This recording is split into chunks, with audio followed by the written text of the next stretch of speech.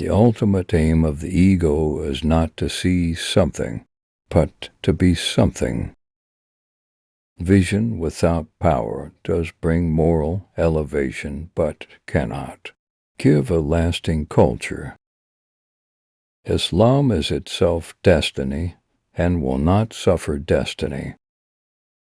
I have seen the movement of the sinews of the sky and the blood coursing in the veins of the moon. Words without power is mere philosophy. The thought of a limit to perceptual space and time staggers the mind. Man is primarily governed by passion and instinct. A wrong concept misleads the understanding.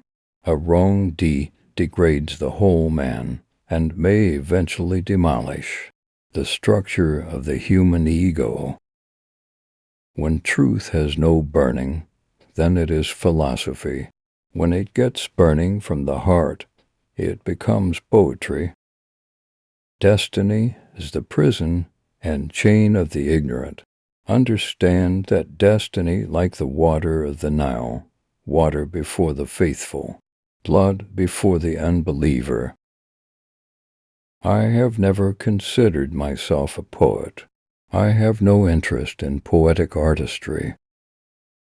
God is not a dead equation. Inductive reason, which alone makes man master of his environment, is an achievement, and when once born it must be reinforced by inhibiting the growth of other modes of knowledge. If faith is lost, there is no security, and there is no life for him who does not adhere to religion. The ego is partly free, partly determined, and reaches fuller freedom by approaching the individual who is most free, God. I lead no party, I follow no leader. I have given the best part of my life to careful study of Islam, its law and polity, its culture, its history, and its literature. Thou art not for the earth, nor for the heaven the world is. For thee, thou art not for the world. I am a hidden meaning made to defy the grasp of words, and walk away with free will and destiny as living, revolutionary clay.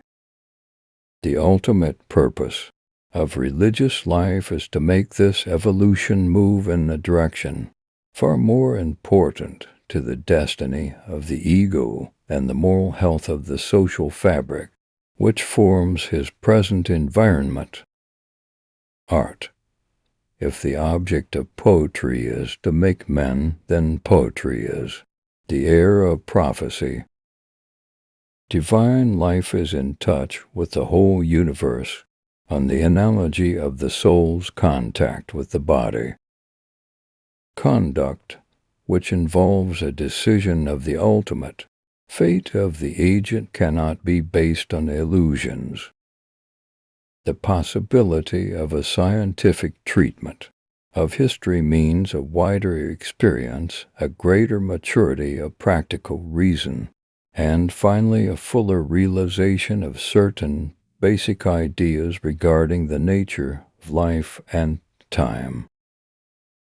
Indeed, in view of its function, religion stands in greater need of a rational foundation of its ultimate principles and even the dogmas of science.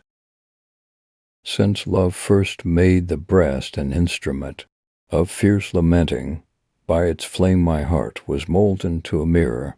Like a rose I pluck my breast apart, that I may hang this mirror in your sight. But the universe, as a collection of finite things, presents itself as a kind of island situated in a pure vacuity to which time, regarded as a series of mutually exclusive moments, is nothing and does nothing. The immediacy of mystic experience simply means that we know God just as we know other objects. God is not a mathematical entity or a system of concepts mutually related to one another and having no reference to experience. Plants and minerals are bound to predestination. The faithful is only bound to the divine orders. Ends and purposes, whether they exist as conscious or subconscious tendencies, form the wrap and woof of our conscious experience. Yet higher religion, which is only a search for a larger life, is essentially experience and recognized the necessity of experience as its foundation long before science learnt to do so. But the perception of life as an organic unity is a slow achievement and depends for its growth on a people's entry into the main current of world events. Another way of judging the value of a prophet's religious experience, therefore, would be to examine the type of manhood that he has created and the cultural world that has sprung out of the spirit of his message.